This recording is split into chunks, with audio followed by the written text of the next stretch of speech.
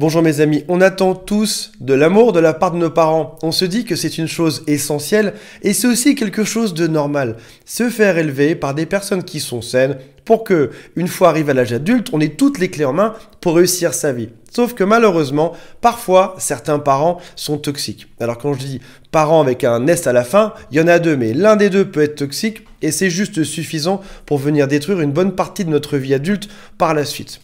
Avant de démarrer, avant de mettre une étiquette sur l'un de vos deux parents ou sur celui peut-être de votre conjoint, j'aimerais juste vous rappeler quelque chose qui est un message de bonheur, c'est que vos parents, aussi toxiques soient-ils, font ce qu'ils peuvent avec ce qu'ils ont.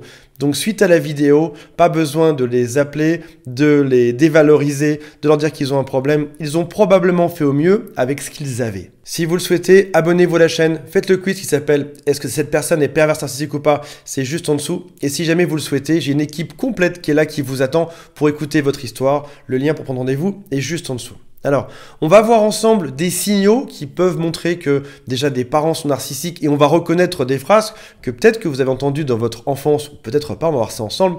Il faut noter qu'il y a une différence entre une phrase que votre père ou votre mère vous aurait dit un jour et le fait que ce soit toujours comme ça. On comprend bien que la partie toxique, c'est une personne qui ne s'est pas énervée juste une fois. C'est une personne qui se comporte réellement toujours de manière toxique.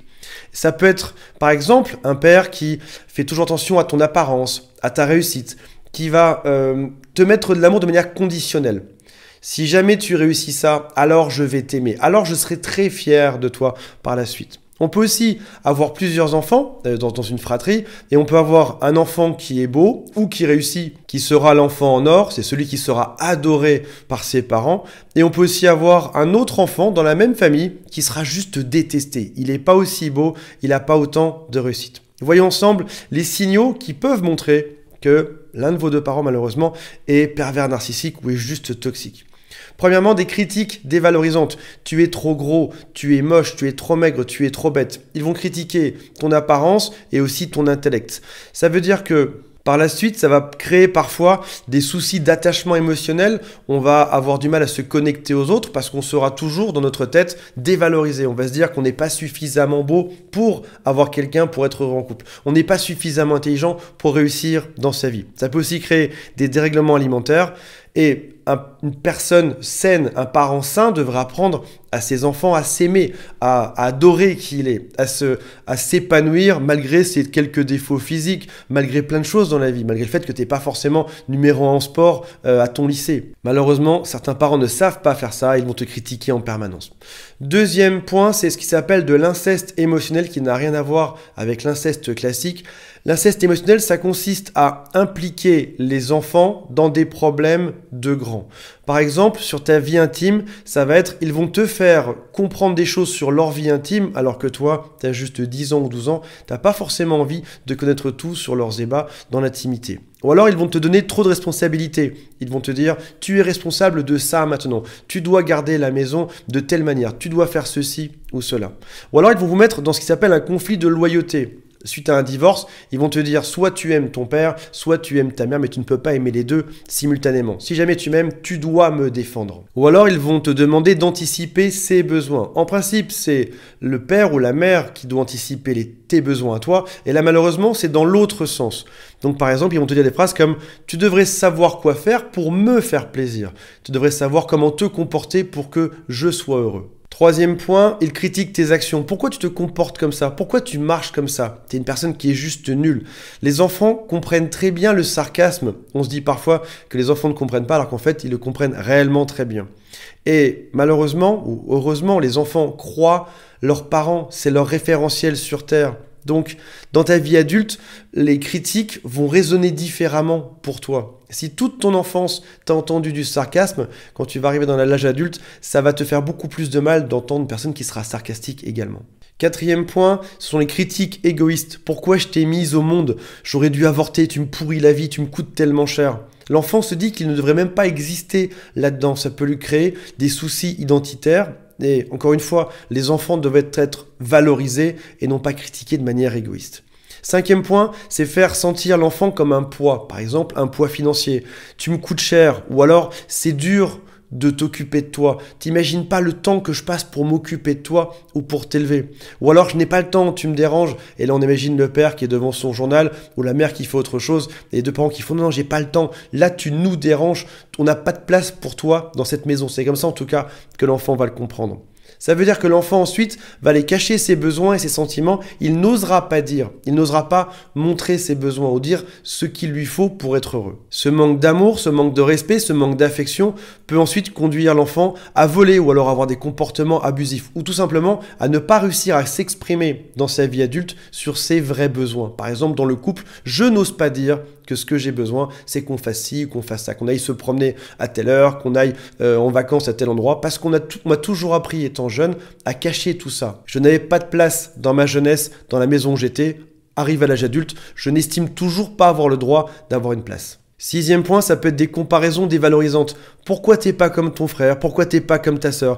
Pourquoi t'es pas comme les autres en classe? Pourquoi est-ce que t'es pas comme le petit Lucas qui lui arrive à être numéro 1 en mathématiques à l'école? Ou alors les autres font toujours mieux que toi. Même arrivé à l'âge adulte, tu peux encore entendre ce genre de phrase. Ton père t'appelle et te dit pourquoi est-ce que t'as pas demandé une augmentation? Pourquoi est-ce que t'es pas passé chef maintenant? Quoi que tu fasses, c'est jamais suffisant. Et du coup, t'en arrives à manquer de conscience, à avoir de la jalousie par rapport aux autres. Et surtout à arriver dans ce qui s'appelle un amour conditionnel. Si jamais je gagne plus, peut-être qu'un jour je serai aimé. Mais en fait, c'est un comportement qui est sans fin.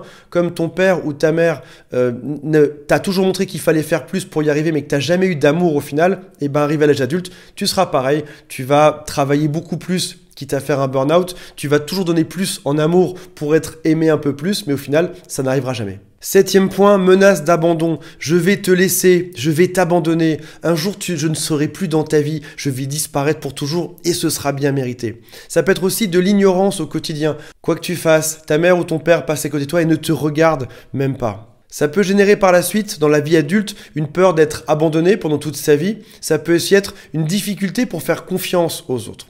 8e point, ne pas tenir ses promesses. Si jamais tu as une bonne note, alors dans ce cas-là, tu auras un cadeau. Sauf qu'en fait, la bonne note, tu l'as eu et le cadeau, tu l'as jamais eu par la suite. Ou alors, l'an prochain, on va faire ça ensemble, mais ça n'arrive jamais. Ou alors, on passera du temps ensemble. Du coup, l'enfant se sent trahi et il aura globalement du mal à faire confiance aux autres par la suite. Au final, on comprend bien que l'enfant est une extension narcissique du parent. En gros, l'enfant admire et va venir entretenir les besoins de son parent qui est narcissique.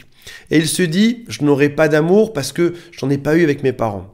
Il est critiqué par ses parents, il est habitué à ça. Donc ça veut dire qu'une fois arrivé à l'âge adulte, il peut se retrouver en couple avec des gens qui vont critiquer, qui vont être durs, qui vont l'ignorer. Comme il aura été habitué à ça dans son enfance, il sera plus dur au mal, il sera plus résistant à la souffrance et ça veut dire qu'il peut potentiellement se mettre dans des relations toxiques et se faire abuser une nouvelle fois. Une personne qui a eu des parents narcissiques ne se sent jamais assez. Je ne me sens pas assez. Je ne me sens pas assez beau, assez intelligent, assez fort pour être aimé, assez belle pour avoir un mari, etc. Je me dévalorise et on retrouve ce même schéma d'amour conditionnel à l'âge adulte. Si jamais je réussis ça, alors je serai aimé. C'est encore une fois ce qui va pousser les gens à faire des burn-out. Si jamais je gagne plus, alors ma femme va m'aimer. Ou alors pour la femme, si jamais j'ai une meilleure promotion dans mon travail, alors dans ce cas-là, je serai aimé. Et c'est ce qui fait des personnes qui peuvent travailler sans relâche, chercher toujours à s'améliorer, qui ne sont jamais satisfaits de ce qu'ils sont aujourd'hui ou qu'ils n'estiment pas mériter de l'amour de la part des autres. Comment faire pour casser le cycle?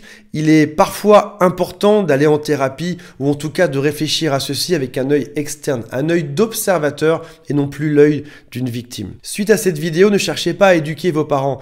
On l'a déjà dit, le propre même d'un père narcissique, c'est de ne pas être capable de se remettre en cause ni même d'évoluer. Gardez en tête qu'on n'a pas besoin d'étiquette, on n'a pas besoin de dire ma mère est père narcissique ou mon père est père narcissique. Ils sont peut-être juste un peu toxiques, un peu manipulateurs, un peu perdus dans leur vie. Et on se rappelle qu'ils ont fait ce qu'ils pouvaient avec ce qu'ils avaient. C'est-à-dire qu'il y a quelque chose qui n'est pas intentionnel là-dedans. On parle d'héritage transgénérationnel. C'est probablement quelque chose qui leur a été transmis par les générations d'avant. Voilà mes amis, dites-moi en commentaire si ça vous a renseigné, si ça vous a donné une autre vision sur vos parents. Mettez-moi des choses qui vous sont arrivées parce que ça pourra rassurer les autres de voir qu'ils ne sont pas les seuls à avoir eu des parents délirants. Et si vous le souhaitez, il y a un quiz qui s'appelle « Est-ce que cette personne est père narcissique ou pas ?» C'est juste en dessous. Salut à tous, bye.